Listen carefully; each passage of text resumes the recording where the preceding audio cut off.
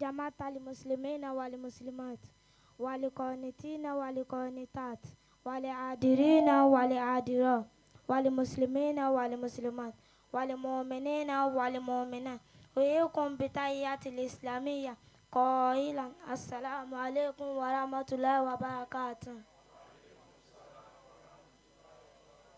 اسمي عبد باسط بن محمد سعيد بن عبد كانيوكي. أنا طالب من مدرسة دار الشهادة الأبدية لتعليم العربي والإسلامية والقرآنية والإنجليزية. أحييكم بتحية الإسلامية قائلا أريد أن أقرأ لكم شيئا من بعض آيات القرآن فاستمعوا له وأنصتوا لعلكم ترحمون.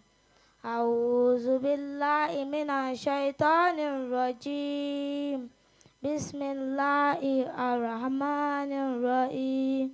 الحمد لله رب العالمين الرحمن الرحيم مالك يوم الدين إياك نعبد وإياك نستعين اهدنا صراط المستقيم صراط الذين أنعمت عليهم غير المغضوب عليهم ولا الضالين آمين. بسم الله الرحمن الرحيم.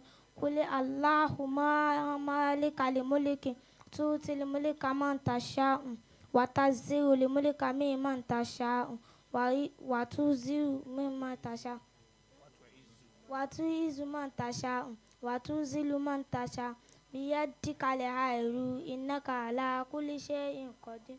تولي. ẹ já sọ pé Allahu Akbar. ẹ dákun ẹ já wíbẹ̀ kó lókè dáadáa.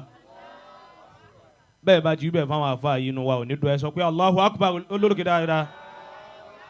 àfa wa Muzammil ẹ wá yọ̀wọ́lá kó. ọ̀ya bismillah.